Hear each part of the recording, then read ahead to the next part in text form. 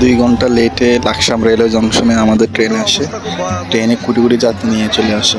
তারপর আমরা 2 ঘন্টা জার্নি পরে সীতাকুণ্ড স্টেশন নামে কোটি কোটি যাত্রীকে নেমে দেয়। তারপর আমরা সীতাকুণ্ড ইকো পার্কে টিকিট কেটে আস্তে আস্তে আমরা অনেকক্ষণ হাঁটার পরে আমরা চলে যাই সুপ্তধারা ঝর্ণার কাছে। হাঁটতে হাঁটতে আমরা প্রায় অনেকক্ষণ দৃশ্য দেখি, আশেপাশের দৃশ্যগুলো দেখতে দেখতে আমরা ঝর্ণাতে পৌঁছে যাই। ঝর্ণা যখন আসে তখন আমাদের অনুভূতি অন্যরকম। আমরা অনেক উল্লাস করি, অনেক ঝর্ণাতে ভিজি। তারপর ঝর্ণা থেকে আবার আমরা ব্যাক করে চলে আসি। আমরা সহস্রধারা 2 ঝর্ণার উদ্দেশ্যে আমাদের অনেক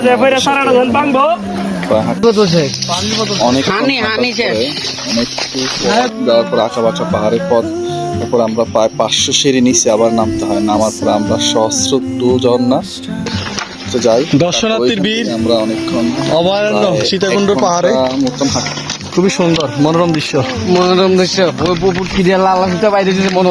হ্যাঁ, প্রকৃতি তো লাল ফুটো বাড়িতেছে, কারণ এই জায়গা যে আসবে সে দ্বিতীয়বার এখানে উঠতে চাইবে না।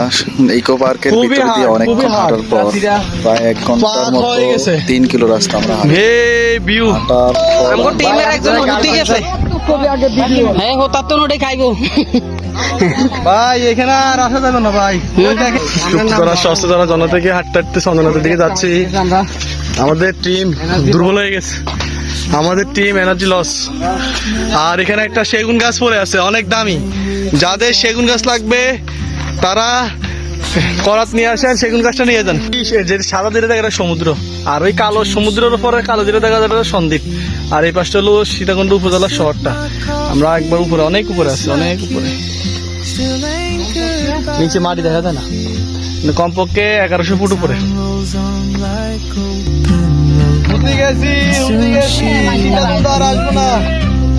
অস্থির ভিউ গুলো দেখাও, কতটুকু উপরে আছি আমরা, দেখাও ওই পাশে ওই ভিউ।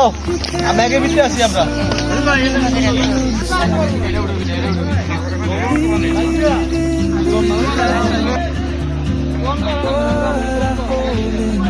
দেশ সর্বশেষ স্পোর্ট চন্দ্রনাথ পাহাড় মন্দির Chandranath.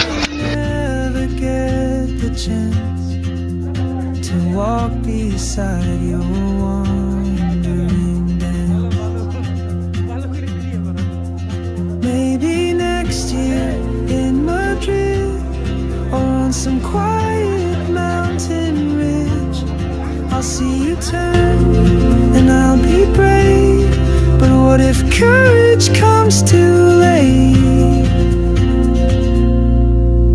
Oh, traveler, the world is your